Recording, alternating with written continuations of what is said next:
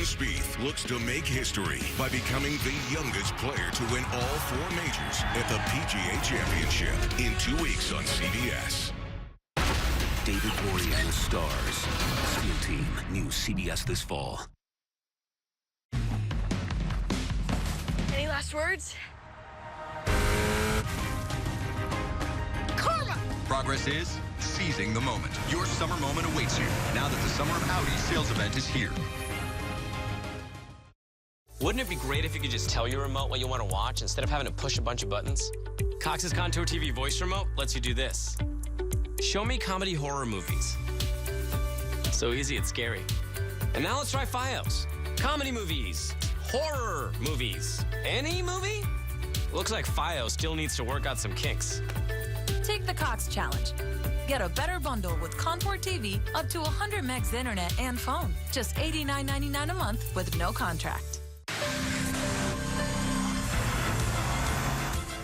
Your summer moment awaits you now that the Summer of Audi sales event is here. Audi will cover your first month's lease payment on select models during the Summer of Audi sales event.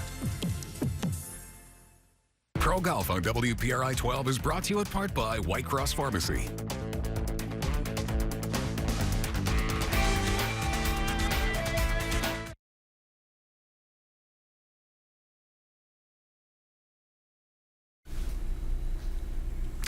A weekend demonstration on Smith Hill following a controversial move by the president. We are there, and tonight reconstructing a crash between a truck and a pedestrian.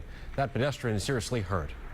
Well, good evening to you. First tonight, a show of opposition at the Rhode Island State House to the president's major announcement this week that transgender Americans will no longer be allowed to serve in the military. Eyewitness News reporter Kim Kalunian was on Smith Hill today and has more now live in studio. Kim.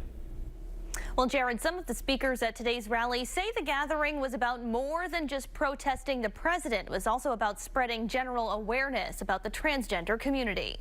Sanity, liberty, and equality for all. Making their voices heard. We wanted to hold it just as to make as much noise as possible, just as a sign that we're not going to stay silent. Members of the transgender community and allies gather on the steps of the State House Saturday, protesting President Donald Trump's Twitter announcement saying the United States government will not accept or allow transgender individuals to serve in any capacity in the U.S. military. This was about military readiness.